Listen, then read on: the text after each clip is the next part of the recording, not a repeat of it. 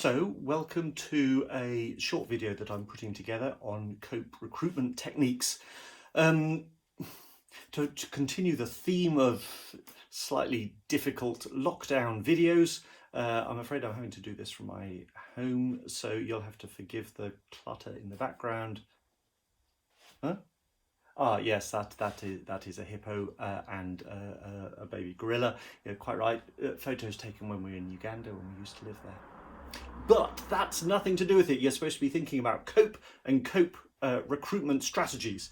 And given that we're a little bit rough and ready for this type of videos, I have, in standard style, developed some of my own graphics. And there you go. So COPE study top tips for recruitment in Love Actually style. Tip number 1. GCP training needs to be done for all doctors. Get all doctors GCP trained. Now that's best coming at the time of their induction, which now was a little bit of time ago, but you need to try and push this because actually it's good for the doctors. The doctors who are working in your units are going to be the ones recruiting. They can only recruit if they've been GCP trained, and actually it's good for their portfolio as well. There's a tick box within their portfolio which tells them how important getting involved in research is. So this gives them an opportunity, and trying stimulate them maybe with some certificates, even maybe if they've recruited to the study. Try and get them involved, because without their involvement and without the involvement of the junior doctors, this won't work. Secondly, tip number 2, choose your recruitment days. One of the awkward things, of course, about COPE is that when they've been recruited overnight or during the day, they need to be seen the next day by the research midwife. So choosing your recruitment days will depend completely on what the timing is of your research midwives. When are they around? Are they around 7 days a week? Seems unlikely. If they're just around 5 days a week, then actually your recruitment days are going to be Sunday to Thursday, so that they can go and see them the next day. You don't want to be going home having recruited somebody and thinking, oh, now we've got to find somebody to go out to their house on Monday because they haven't been seen. So choose your recruitment days carefully. Number 3, and actually that fits with this, assess eligibility on admission. What you're wanting to do really is, and we're making little stickers to facilitate this, is that when a woman comes in labour, we need to know, is she eligible for COPE or not?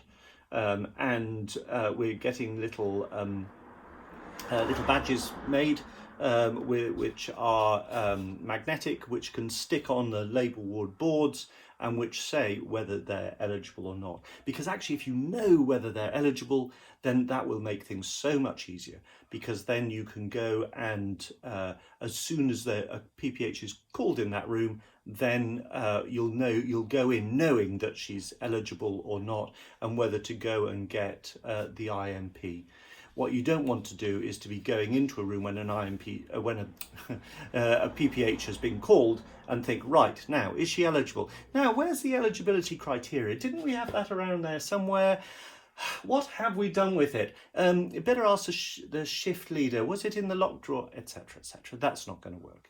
So, and this means involving the shift leaders. It means turning up to midwifery meetings, because although they're not, midwives can't recruit, they are going to be critical in getting there, so that in making sure that they're eligible. So what you really want to do is assess eligibility on admission, so the midwife in the room knows, and so that also the she can be recruited quickly. But also important for this recruitment is speed up IMP collection, because, as I said, it's critical, this speed of doing things. So you need to know what days people can be recruited. make sure that somebody who's in control of that big labour ward, master board, is able to make sure that individual women are eligible, and that means good communication with the midwives and shift leaders. But then when it comes the time that somebody does have a PPH, there's no time to waste.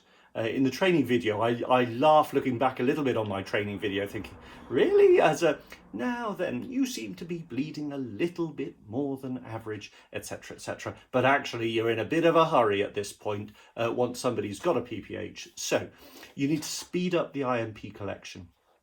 So once you say somebody is eligible, somebody needs to go and get those IMP boxes out of the fridge.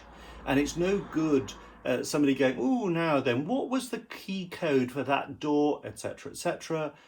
Of course, what often happens is that when people go along to a delivery, I don't know if any of you do this, but you take a second ampule of oxytocin just in case, and that's naughty, that's against the rules. Do not do this.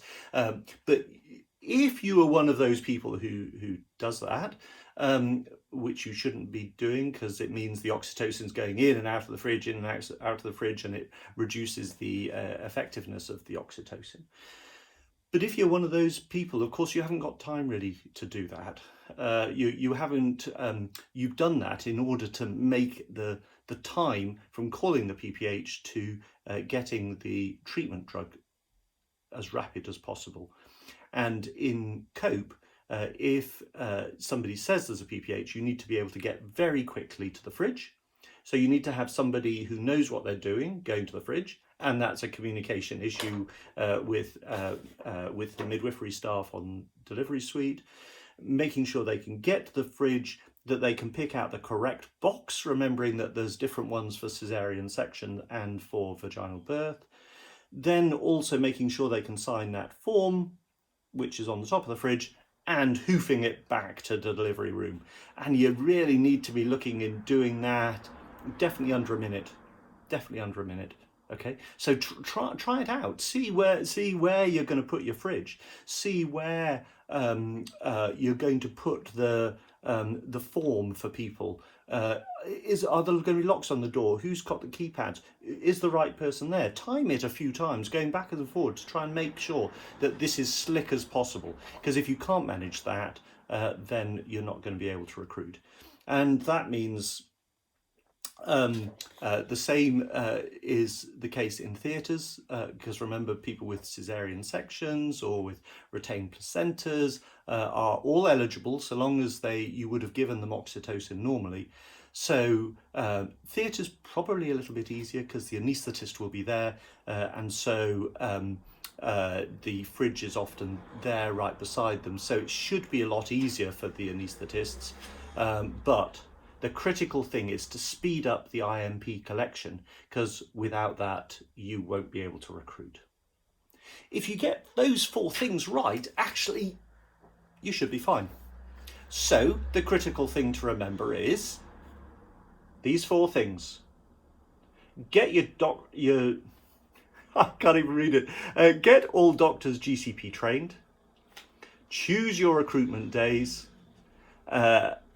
What does that say? Assess eligibility on admission and speed up IMP collection. Get those 4 things right and you'll be a COPE winner.